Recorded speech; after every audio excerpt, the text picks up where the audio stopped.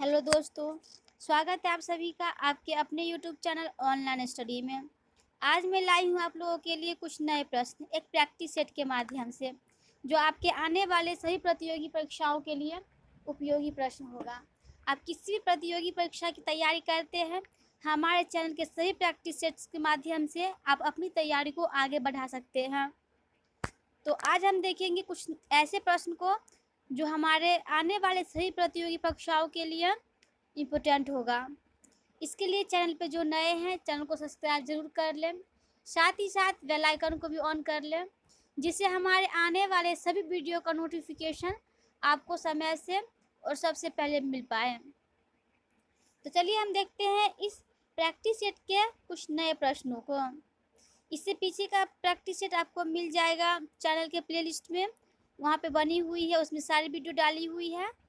तो आप वहाँ से जाके अपनी तैयारी को बेहतर रूप से आगे बढ़ा सकते हैं। ये है हमारा पहला प्रश्न। मृदा से अवशोषित जल और खनिज का ऊपर पत्तियों की ओर संचलन डैश द्वारा होता है। मृदा से अवशोषित जल और खनिज का ऊपर पत्तियों की ओर संचलन डैश द्वारा किया जाता है। तो इसका सही आंसर है ऑप्शन सी। मृदा से जल का अवशोषण जाइलम के द्वारा और खनिज पदार्थ का अवशोषण फ्लोएम के द्वारा किया जाता है पत्तियों में। ऑप्शन सी हो जाएगा हमारा यहाँ पे राइट आंसर।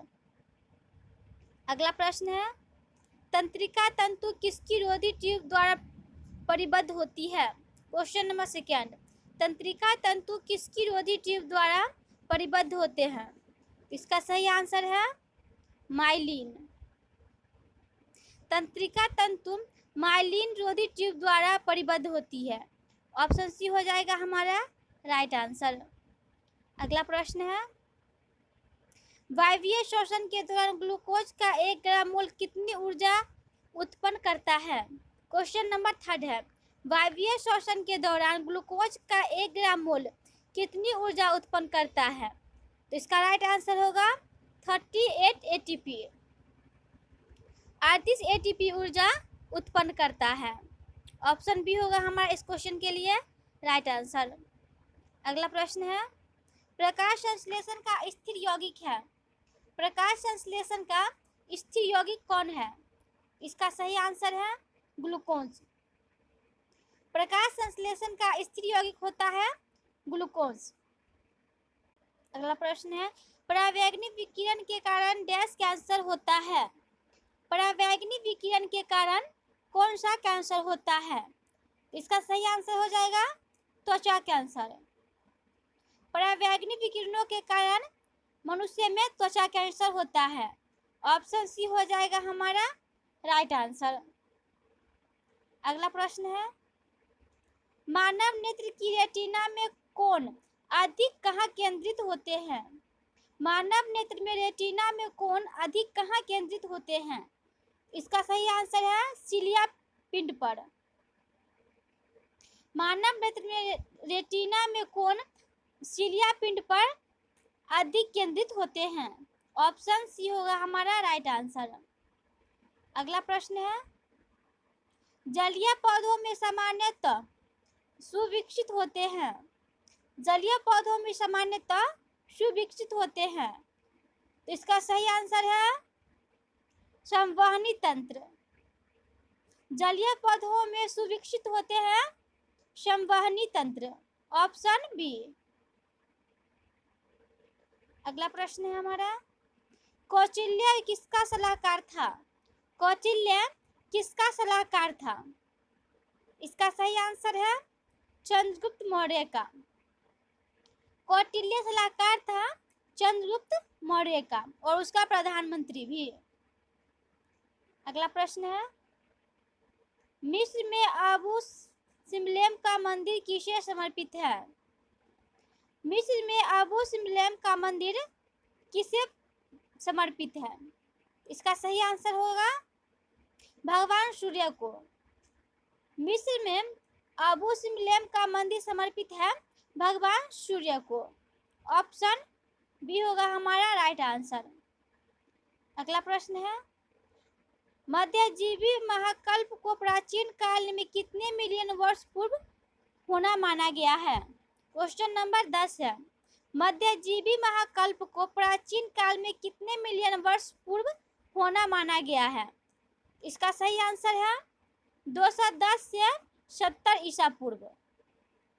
210 से 70 ईसा पूर्व होना माना गया है। ऑप्शन ए है हमारा इस प्रश्न के लिए सही उत्तर। अगला प्रश्न है, राष्ट्रीय गीत वंदे मातरम की रचना किसने की थी? राष्ट्रीय गीत वंदे मातरम की रचना किसके द्वारा की गई? इसका सही आंसर है बंकिम चंद्र चटर्जी के द्वारा। राष्ट्रीय गीत वंदे मातरम की रचना बंकिम चंद्र चटर्जी के द्वारा की गई। ऑप्शन डी होगा हमारा राइट आंसर। अगला प्रश्न है, बंगाल का विभाजन किया गया। बंगाल का विभाजन किया गया, तो इसका सही आंसर है लॉर्ड कर्जन के द्वारा। बंगाल विभाजन किया गया था लॉर्ड कर्जन के द्वारा। ऑप्शन बी होगा हमारा राइट आंसर। अगला प्रश्न है, सत्यशोधक समाज की स्थापना किसने की थी? सत्यशोधक समाज की स्थापना किसके द्वारा की गई? तो इसका सही आंसर है ऑप्शन सी ज्योतिराव गोविंदराव फूले। ज्योतिराव गोविंदराव फूले के द्वारा सत्यशोधक समाज की स्थापना की गई थी। ऑप्शन सी है हमारा इस प्रश्न के लिए सही उत्तर। अगला प्रश्न है, मैगेलन जलडमरू मध्य स्थित है। मैगेलन जलडमरू मध्य स्थित है, इसका सही आंसर है दक्षिण अमेरिका के दक्षिणी छोर पर। दक्षिण अमेरिका के दक्षिणी छोर पर मैगेलन जलडमरू स्थित है। ऑप्शन डी होगा हमारा राइट आंसर। अगला प्रश्न है, निम्नलिखित में से कौन सी नदी बंगाल की खाड़ी में नहीं गिरती है? निम्नलिखित में से कौन सी नदी बंगाल की खाड़ी में नहीं गिरती है? तो इसका सही आंसर हो जाएगा ऑप्शन बी ताप्ती नदी। ताप्ती नदी बंगाल की खाड़ी में न गिरकर खंबार की खाड़ी में गिरती है। बाकी महानदी, गोदावरी और कृष्णा ये तीनों बंगाल की खाड़ी में गिरती है, जबकि ताप्ती नदी खंबार की खाड़ी में। अगला प्रश्न है, निम्नलिखित में कौन से भारतीय राज्य की सीमाएं म्यांमार से नहीं मिलती है? निम्नलिखित में से कौन से भारतीय राज्य की सीमा म्यांमार से नहीं मिलती है? इसका सही आंसर है त्रिपुरा। त्रिपुरा की सीमाएं म्यांमार से नहीं मिलती है। ऑप्शन डी होगा हमारा राइट आंसर। अगला प्रश्न है, भूटान की राजधानी है। भूटान की राजधानी क्या है? इसका सही आंसर है थिम्फू। भूटान की राजधानी थिम्फू। ऑप्शन सी होगा हमारा राइट आंसर। अगला प्रश्न है, ध्रुवीय क्षेत्रों में हिमरेखा स्थित होता है।